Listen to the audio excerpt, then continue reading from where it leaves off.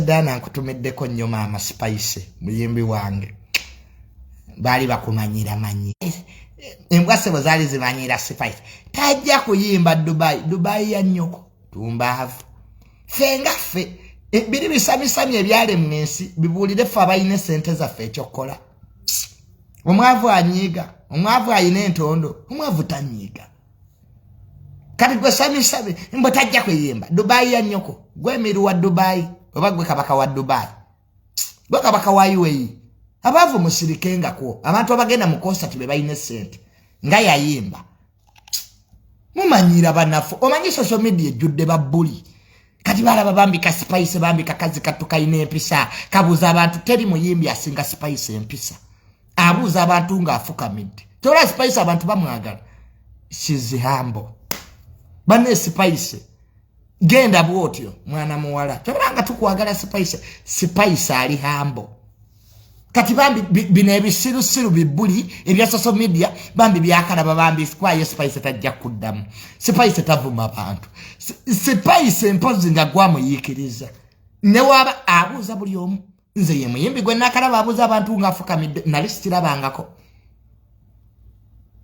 mbo mutatujja mula wishali boycott boycotting ani gwe kisirani yendo boycotting ennyoko nga azala temuddamu kutumanyira ngomu boycotting oti oyina sente mekagwa wano mugana tusola ku boycottinga kitu kyotalimu mwabasoma economics mukimanyi to boycott something you must have bargaining power over that thing kyokera kwa kyalo gani boycotting ze total oli musiru onwaga meka the people who can boycott share ne total is government enwa mafuta gasete mekolu nako kati gonwe emitwale ebiri oga boycotting don't be stupid manyi butasoma bwe bubasumbuwa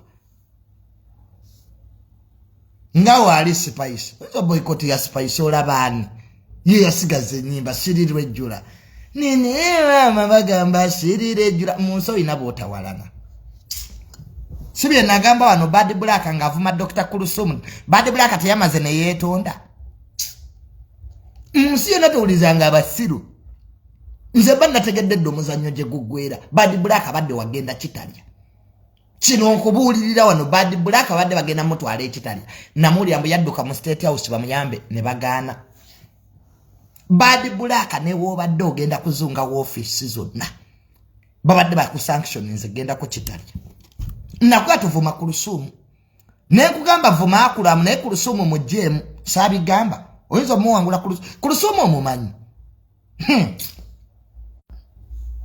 waliwo kye bayita elite class Kurusumu mwagoyo doctor degree 3 you can't go to the university 3 times no bango oli musiru gotwa engeri je etwala mu Kurusumu Dr. Kurusumu bulako izo kuangula Kurusumu mbategevu abasiru abo bapenge baba kubandulu penge has nothing to lose does penge no law amanye teka amanye mune atike mu constitution kakati Bad Black bodanga mu okulumba gwe lumba bewenkana nabo bonawe mula nabo bakuwemule Kurusumu abadde agenda kusiba tova kola apology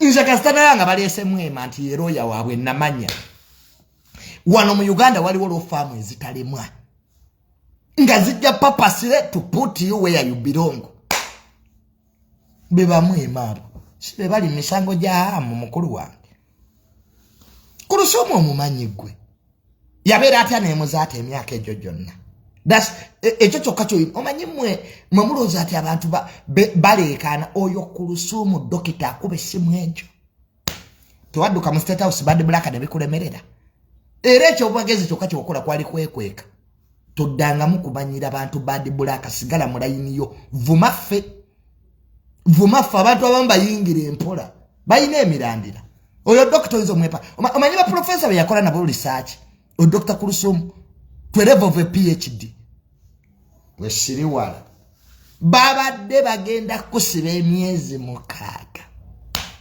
nze tamalembera wano nenze nga manyi waje bigwe nakuga Bad Black ojja kwetonda ngoli kupenge omusiru atategera omunu wenjaga penge mu lunaku ategera ennaku ategera mu saawa emu gaza pepe ategera nnyo era penge yomu badde bagenda kumala okusiba penge yomwajja akole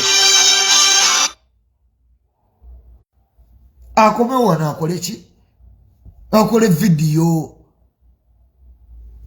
nze naye nina abantu besitamanyira nze manyi Dr. Kulusumu oyo namumanyira na Makerere University abafuga ensi bali Makerere ba professor temubala bakwano ku social media but they have a big influence and they most of the research etabuza government bamukolera wali Makerere kyovula banga akulia University Council ye Magara sibanya Dr. Magara oyo omukyala mutono yakulia University Council kakati gwe bad black wali toyinza kuwangula Kulusumu tosobola toyina capacity eyo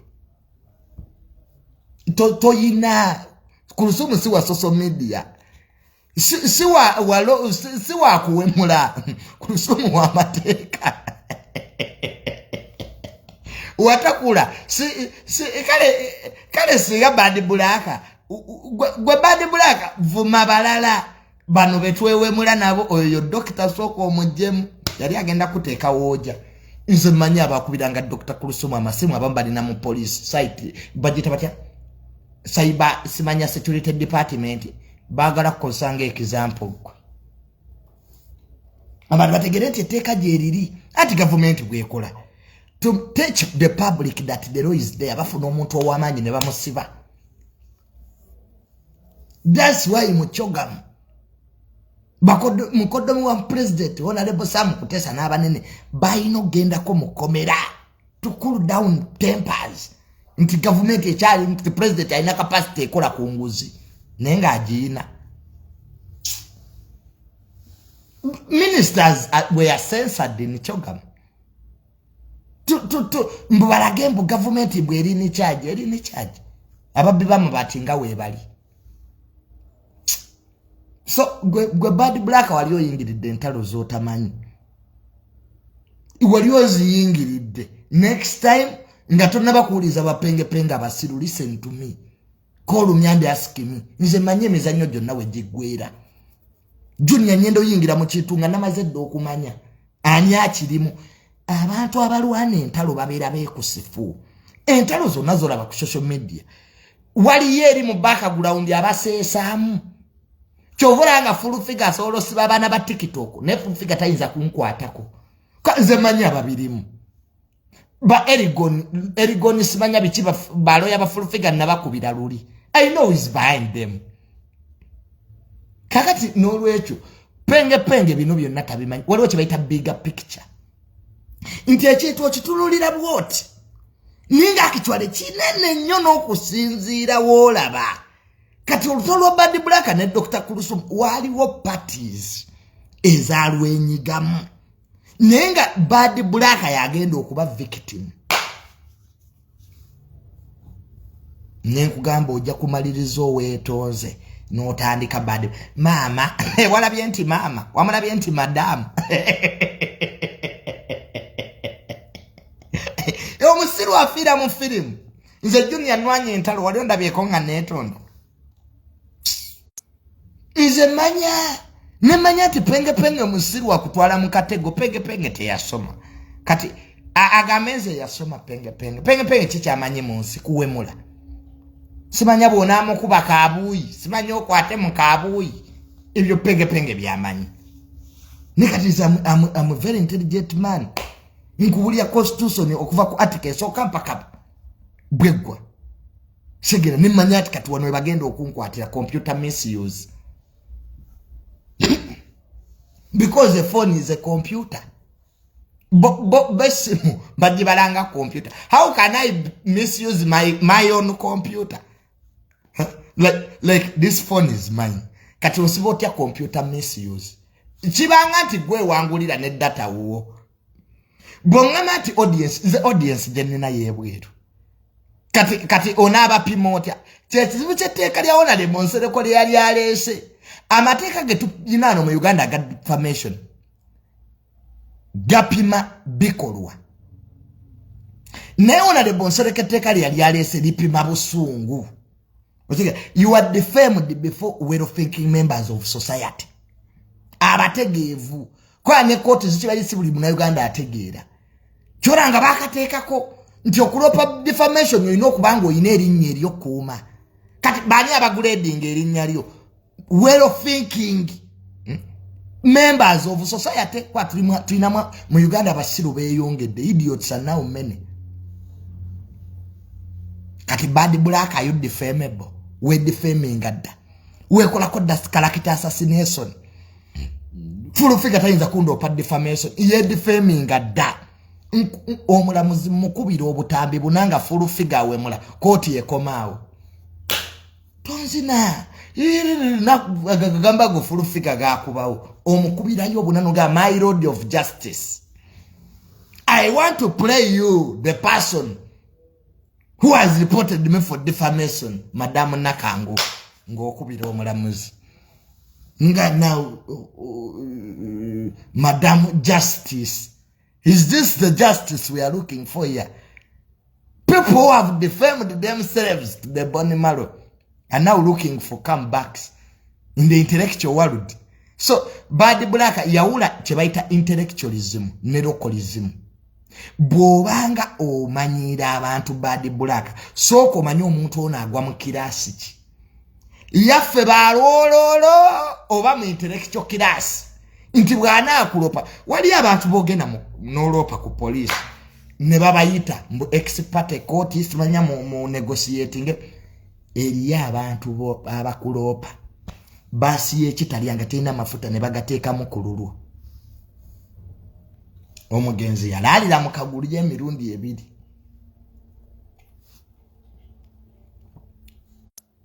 ate ekizibu kya Uganda okuyingira eruzira kyangu naye okufuluma tugenda nga mukomera si papa yalooza ajja fuluma mangu inze junior nabangati I'm going to prison yemiranga je nyinzo kubagwe baganjagala mama wange I want my mom nyinzo kabagwe nenesisirizawo era omulamuzi ampa bail because of crying.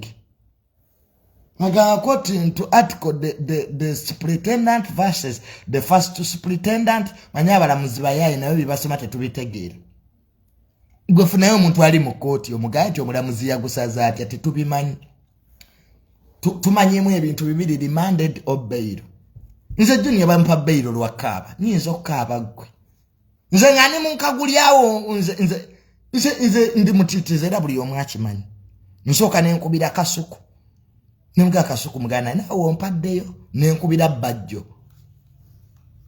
nze sigenda mukaguli ebyokwevuma byo twevumira eno n'ebintu ebirimu okweropa nze sibirimu era wabayo omuntu ngoyagala kundopa first come to me we can see how we negotiate nze junior siremera mu ddiiru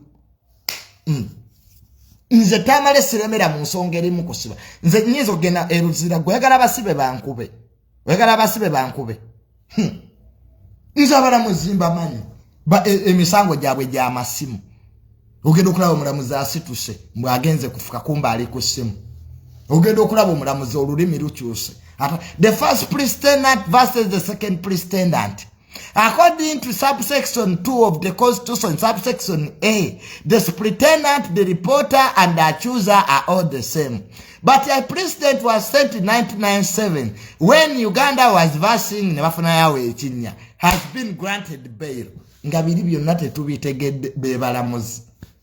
Gwalala bekawakanira mu kooti bibasoma tetubitegeera bannamateeka be babitegeera. Nirogero kuza ati omulamuzi asaza atya amuwadde bail naye asaza atya kiki kyasinziddeko abanauganda tebabimanyi bo bawuza kimu n'ababaka bamuwadde bail naye n'omugaba asinziddeko kiwonalebo awo tabimanyi kyo atamale nzeyo okukola mateeka so mwannyinaze bad black wali olinnye gye gava mbati akulamu ye yasoso okunkuba ye yasoso okunvuba gwe toyawula akulamu na Dr. Kulusom mateeka oyinza genda n'ovuma omuntu nogati ono naye namuvumye kubanga mukazi we in road they are two different people. Tamale Mirundi Jr ne Tamale Mirundi Senior much as we have the same names we are different. tusobola kumpa wabira nalopye Tamale Mirundi Jr olwa Tamale Mirundi Senior oli musiru Bad Black otegeera eba byogera mu bantu tukabutasoma bwe bubasumbuwa. How can you say I abused Dr. Kulusum because her husband abused me? Are they the same people? You can't separate that these are two people in a row. Gwade bagenda kushiba gwate ate mufunemu ebyokuyiga ebyekisirusiru ebibapenge beba byogera. But me, I can't discuss in swala mu basoma the man like me to level of technical nange ngaye tewakoze kitufu Bad Black tewakola kitufu. I know your mistake was one for me akuram nemwe twala. But the moment you involved in a third katisheka muzata walioteka muwachi all of those wobango olwano olutalo Bad Black let me teach you mzalwane entalo za social media. Get a pen and a paper nko teaching the Bad Black bobango olwano entalo za social media totekanga mu third party totekanga mu third party. Abantu bonna ekibalemeseza okulwana entalo za social media kuteeka mu bantu balala. The moment you expand the war, you are going to lose it. Concentrate on one individual. Toteeka mbalala. Kati Bad Black akola ensobi wateeka mu Sheikh Muzata. Sheikh Muzata mukulembeze wa dini. Aina abagoberezi be. Bye yafa tobimanyi. Up to now there are people who believe in it yafa natural causes. You are now owning information about his death.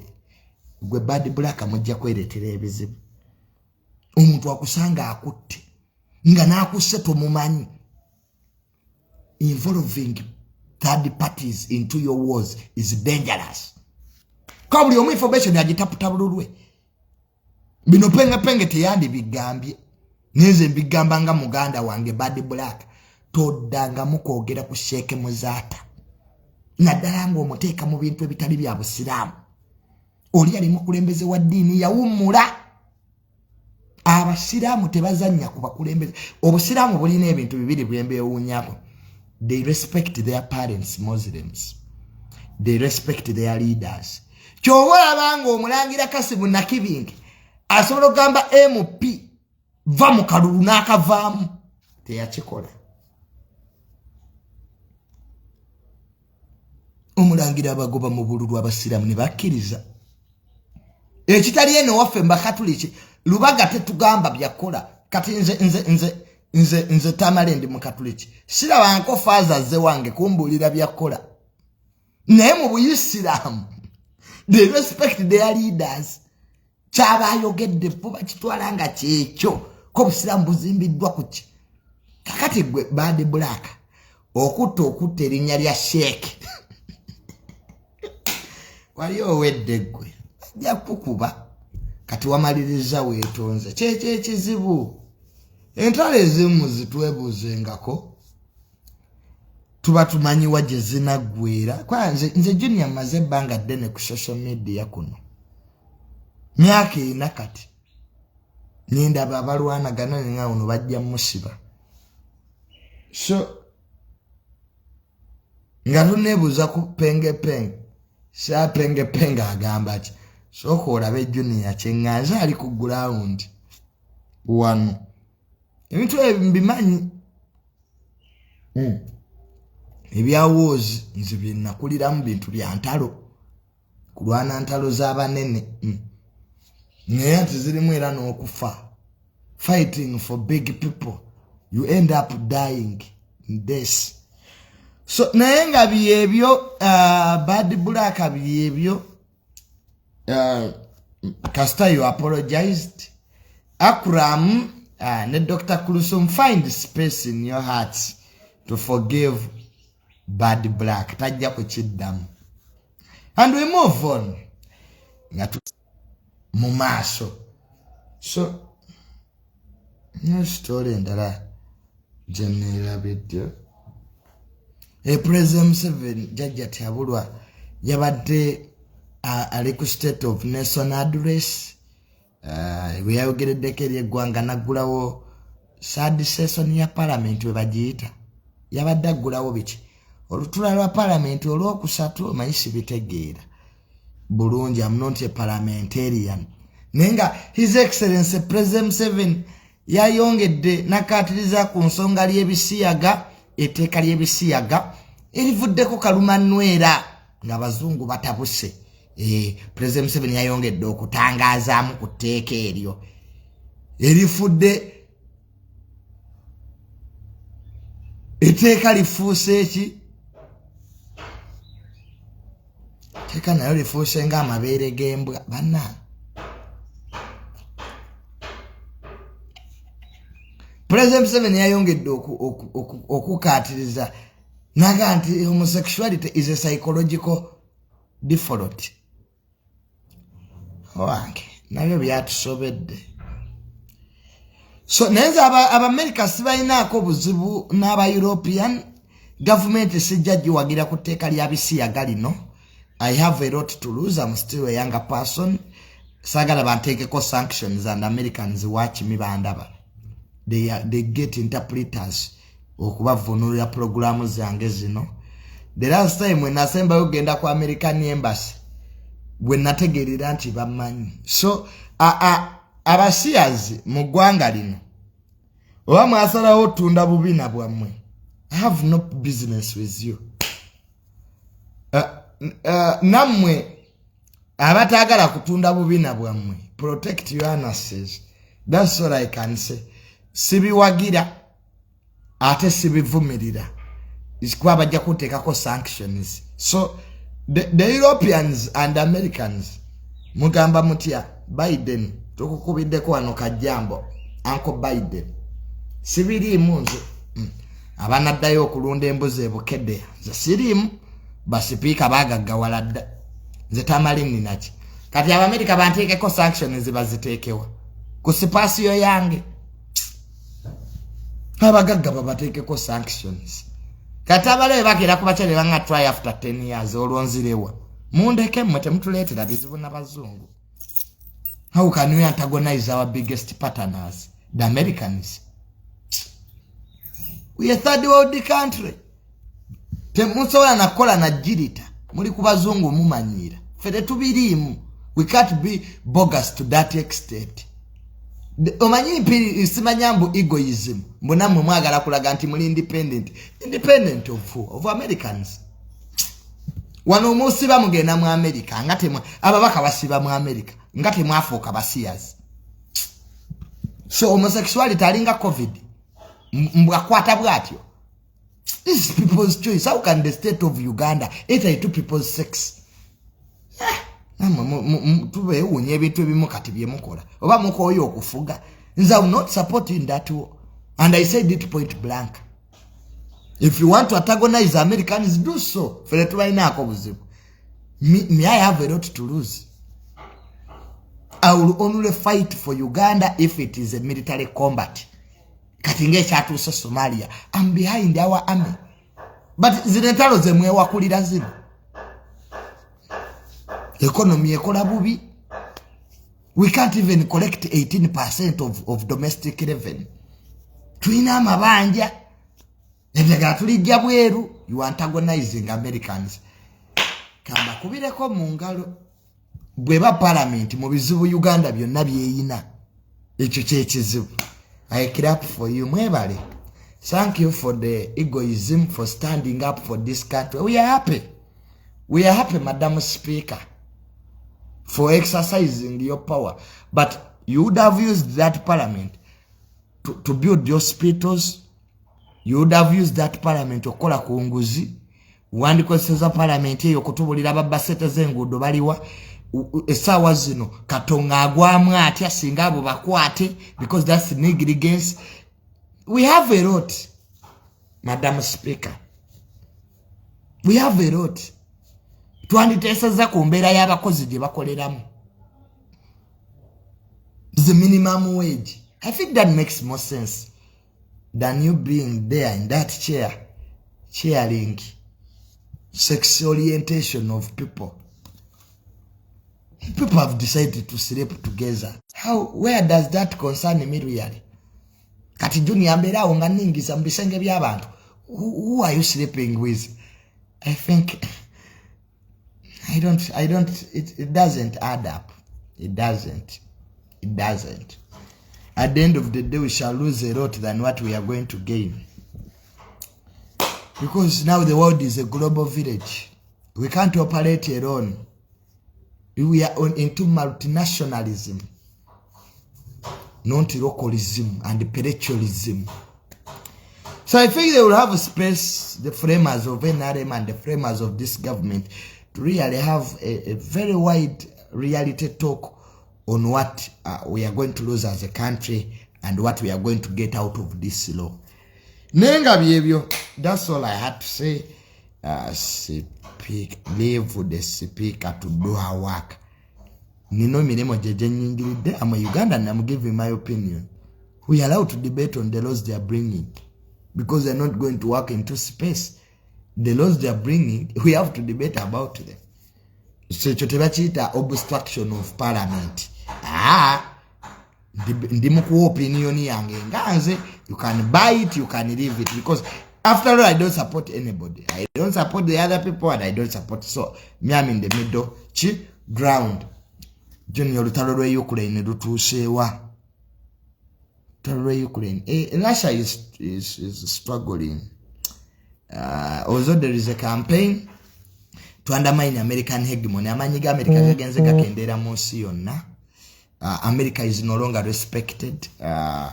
Countries have started to boycott American policy, the foreign policy of America. In fact, abantu abakolera America foreign policy, this time they should go back to the drawing board.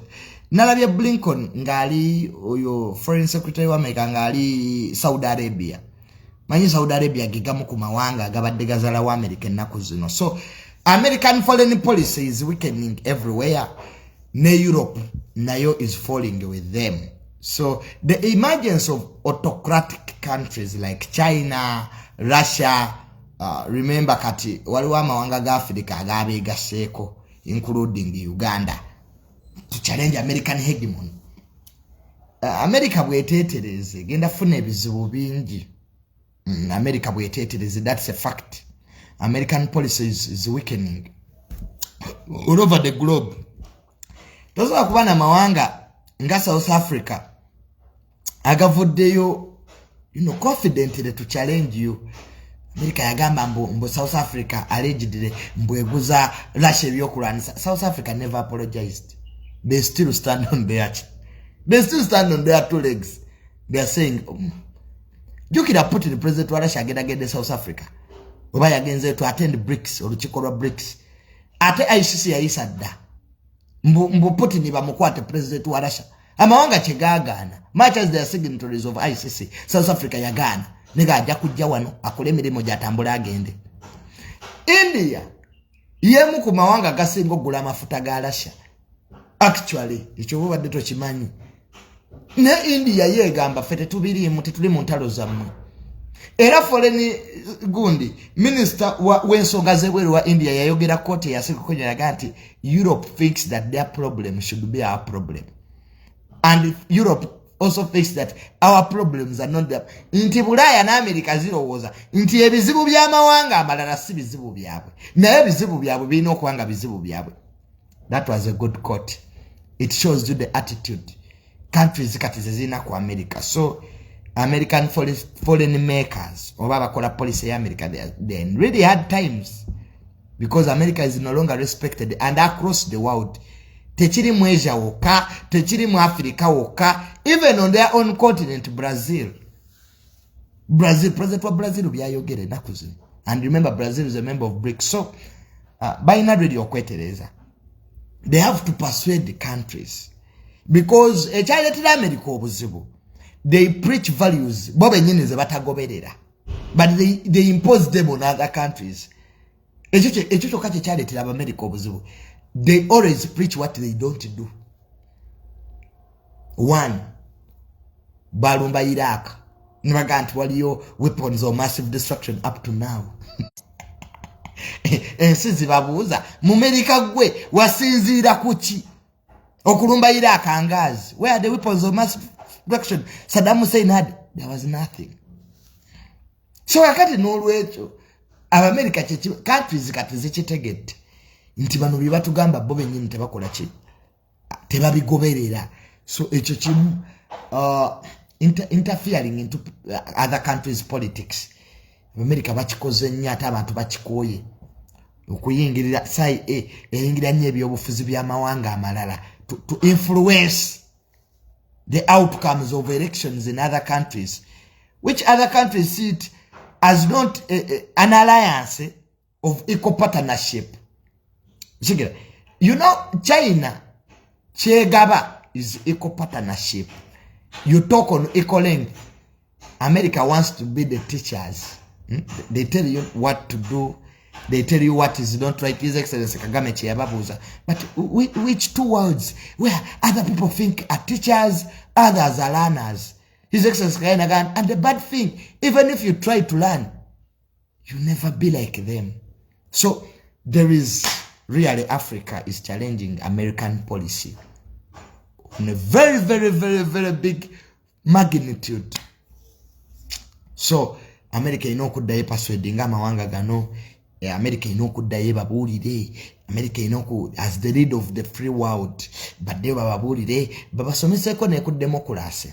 Kubanga amawanga agamu gakirabye nti actually democracy is just a tool America gyekozesa to influence, to impose its ideology. Nenga yo teri democratic. Ekyo nkigamba nnyo abantu. America teri democratic. There are always background dirty games eziri wap mu America eyo. Wali yebizanyi bweyo tubimanyi. We know a lot. Byebazanya nabo. And they don't allow you gwenga country endala okuba nti you impose your what? Yourself. But after all, just papa boba jakuba super. That's unquestionable. America will still remain the superpower for the next, I think, 30 years or 40 years. Bachari mo driving seat. Bianjogede tebiga tuganti America ngambi enough. No, they still influence the world order. Zozino the China zagala kola ki akuranisa world order. Naye ate China yeri mu kiseera kibi. China ate yeri weak nnyo. Abasajja bagyetoolodde.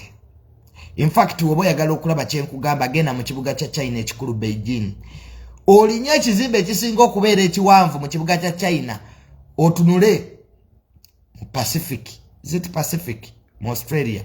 Ojja kulaba amaato ga America nga gatunuza missiles e China. Bw'omala bw'otyo okyosa omutwego otunule waggulu mu North Korea. Ojja kulaba missiles za America eziri e South Korea nga zitunudde butereevu e China. Then okyukeko katini bwoti ku kizinga ky'eggwamu. Kizinga n'ekyo kigenda naggwa mu mazzi. America bakijjuzza ebyokulwanisa. Missiles zitunudde China. Kyukako katini oddeko wansi mu South China Sea. Olaba amaato ga America amalwanyi nga gatunudde China. Then omalirize ne Taiwan ne Japan. Zonna to contain China. China bagizimbyeko olukomera.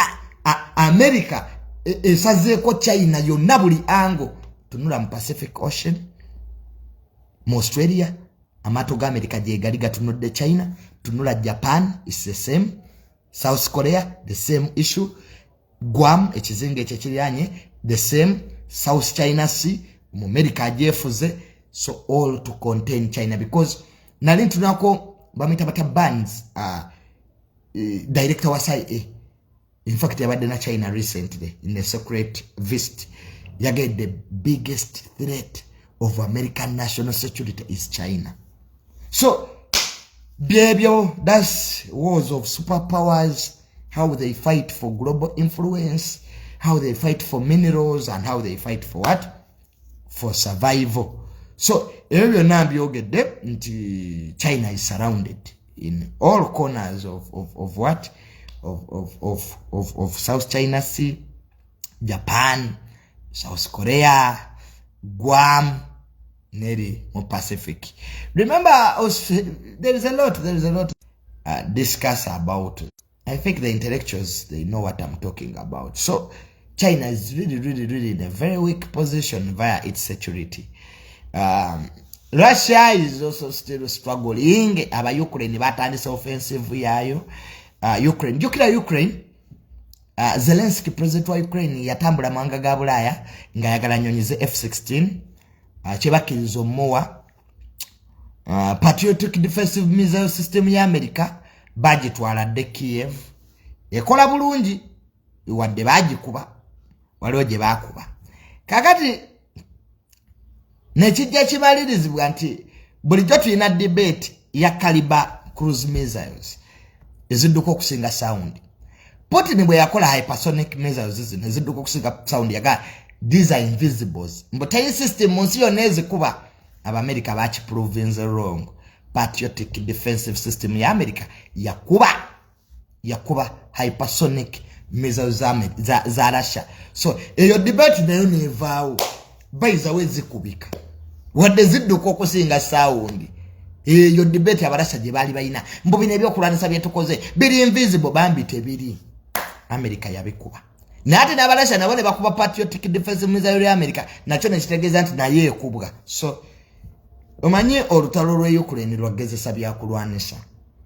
Russia egezesa ne bano ne bagezesa debates ne zigwawo by historians zetubadde nazo. So there's a lot that's still going on. Of course, Ukrainians are going to start the offensive. Russia is struggling, but at the end of the day, okay, umutagenda kunga junior taro Ukraine ne Russia lugenda kugwa luti. Putin yabala bubi, he miscalculated. Yali amaze actually Vladimir Putin, president wa Russia, yabala bubi.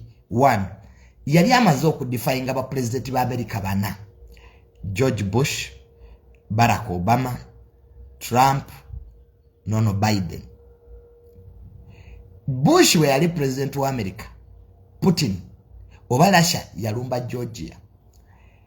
Bush yali mukambwe nabaga there will be consequences. Tewali consequence name America yatya.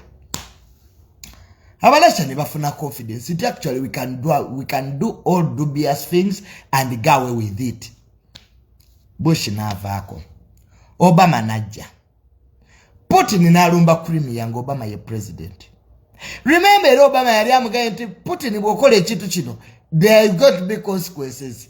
Tewali wo consequence nemo. What the Biden vice president yagambanga Barack Obama. Namugamba bullies bagenda namanyi. We should act as America. But tutakomye Putin agenda sigalanga alumba amawanga. We have to stop him. Obama yatia. He went with sanctions instead of giving Ukraine's weapons. Biden ye mwenyini ngachali vice president wa America. Yes tula. Na agenda yogere ne Putin. I'm getting there will be consequences. Ngomusajja tabatia. Trump najja. Trump awuyaja. Trump yali mukwano gwa Putin nnyo. In fact we basisinkana bagoba mu buli muntu ne basigala mbabiri. Trump yatandika okwogera ebintu. Abamerika ne beewuunya ani abigambye Trump ebintu bino ebyekisiro nga Putin yabimugamba. After the conversation between Donald Trump and Putin, Trump started talking things.